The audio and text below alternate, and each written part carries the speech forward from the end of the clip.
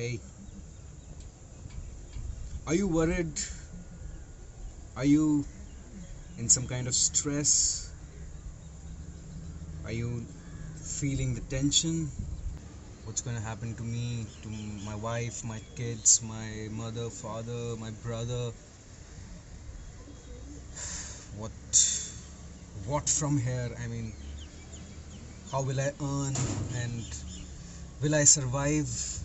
I mean, so many questions. Will I be get out wherever I'm stuck, wherever you are stuck, in whichever part of the world? Will I get my food, the next meal?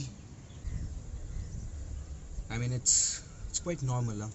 All of us do feel that. All of us get tensed and get nervous at a variety of situations. It depends from person to person, and it's very normal.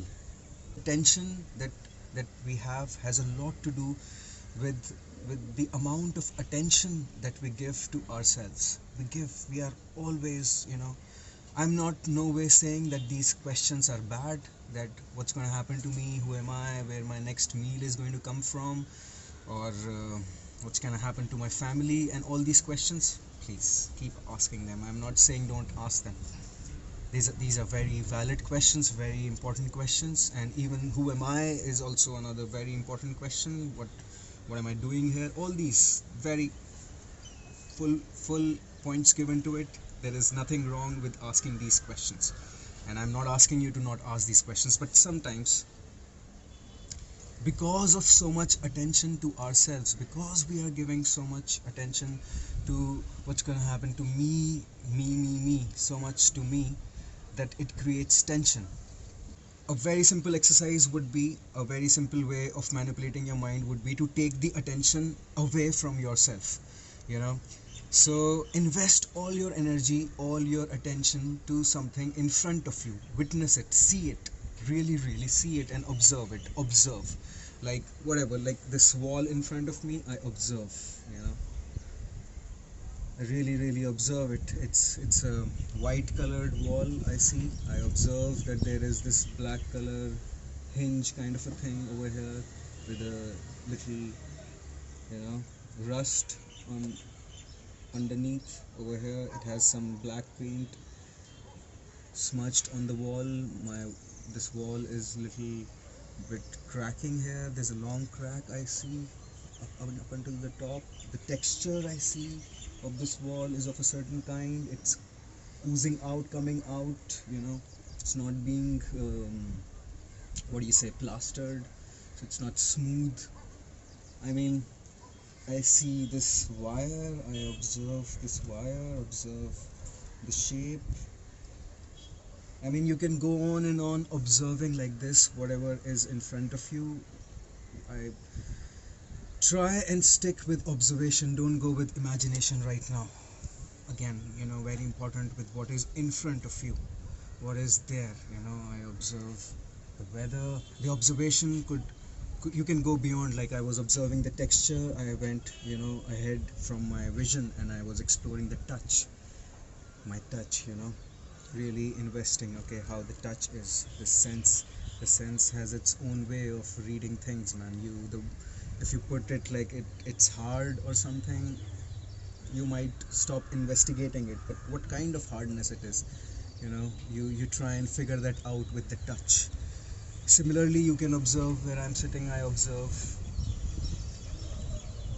the sound of birds, a vehicle coming upwards, dogs, crows sound, a little bit of wind as well.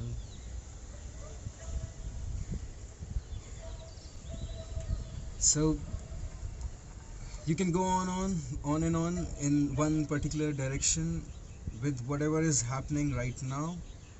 You invest all the energy into that, make it really important for you. You really observe this thing in front of you, when you really, if I see this thing, if I really am observing this, how it is made,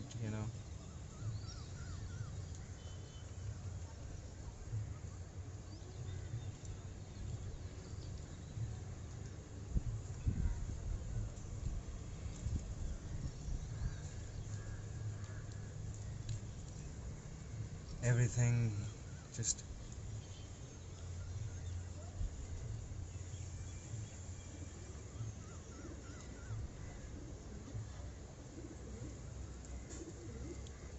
it it does some amazing things to you, you know.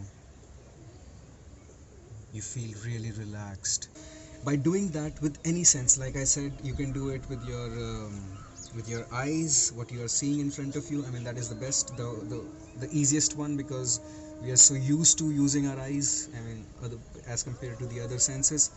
You can even give all the attention to the food you're eating. Just eat your food, you know, and just enjoy the taste. Observe the taste apart, you know, truly observe. If you're eating something sweet, then okay, what kind of sweetness it is, what degree of sweetness, and which part of my tongue, you know, it is creating certain kind of sweetness. Because even in the mouth, you would realize that it is so different. The tip of the tongue, you know, tastes different as compared to the back of your tongue, or the upper palate, or the lower palate, or the side, you know, inner cheeks. Every part, it is so different.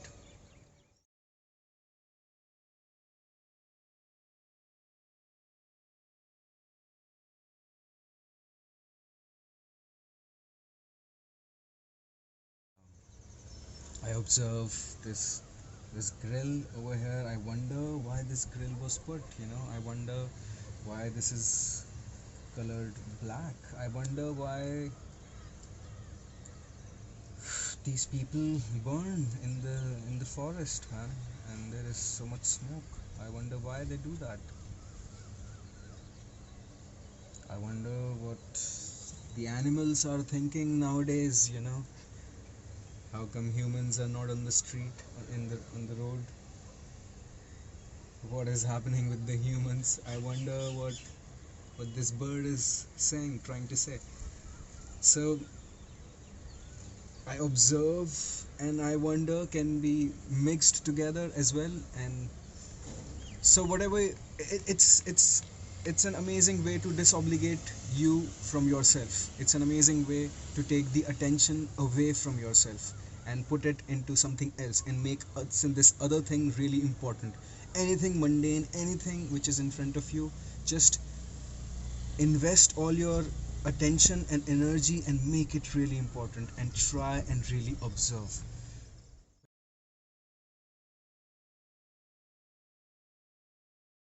Most of the times we just put it under the carpet, we just shove it down. We say that, hey, I can't get nervous.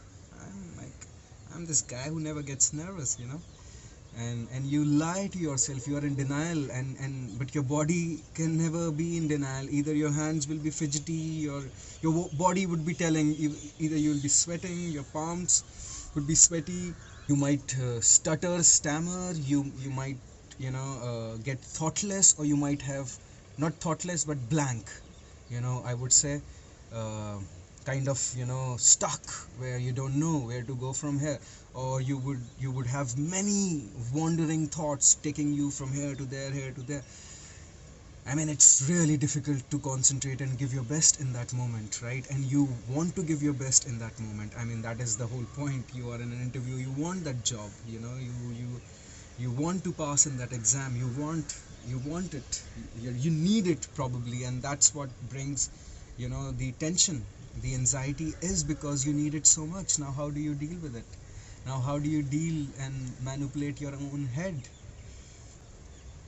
Hence we come up with these ways where we can, you know, deal with our own head, where we can, you know, allow don't do not allow our head to master us, and, you know, and make us behave in whatever way it wants to.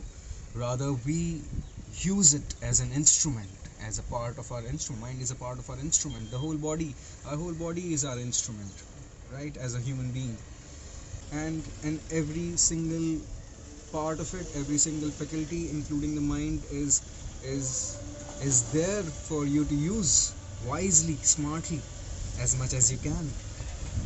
And since we have lived with ourselves for so long, with our own selves, with our mind, and we know that it behaves in this bizarre fashion, hence we start finding ways of how to deal with our, with this rebellious mind.